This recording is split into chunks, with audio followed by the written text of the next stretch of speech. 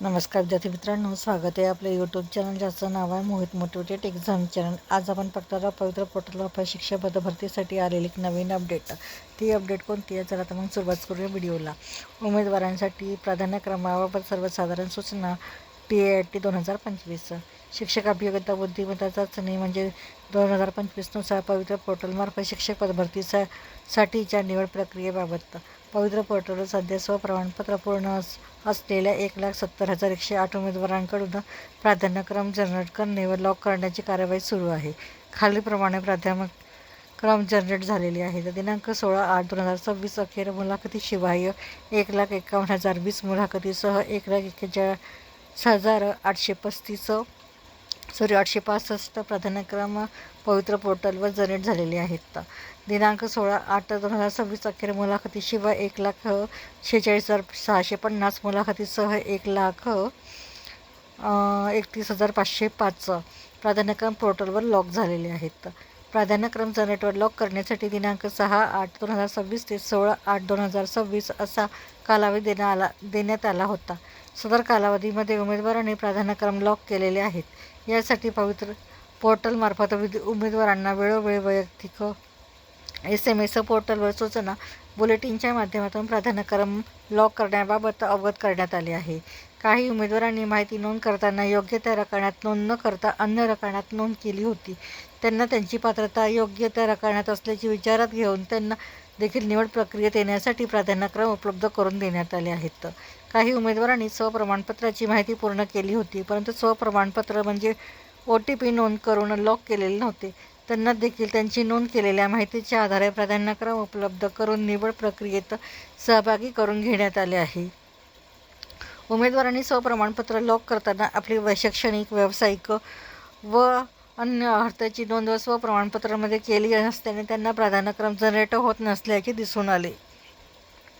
या उमेदवारांना स्वप्रमाणपत्र लॉक करण्याच्या कालावधीमध्ये स्वप्रमाणपत्रामध्ये दुरुस्ती करण्याची संधी असताना देखील त्यांनी योग्य त्या नोंदणी केल्या नाहीत। अशा उमेदवारांना टप्पा 2 मधील पदभरतीच्या वेळी स्वप्रमाणपत्रामध्ये योग्य त्या वैध दुरुस्ती नोंद करण्याची सुविधा देण्यात येईल। निवड प्रक्रियेतील पुढील टप्पा म्हणजे सर्वसाधारण गुणवत्ता यादी प्रसिद्ध करणे हा असेल।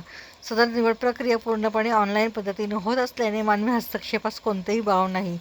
मुलाखतीशिवाय निवड प्रक्रियेत एकाच एक उमेदवारांनी प्रमाणपत्रामध्ये नोंद केलेल्या माहितीच्या आधारे थेट निवडीसाठी शिफारस होणार आहे। निवडीसाठी शिफारस झालेल्या व्यवस्थापनाकडून उमेदवारांच्या कागदपत्रांची पडताळणी करून पात्र ठरल्यानंतर नियुक्ती आदेश निर्गमित केले जाणार आहे।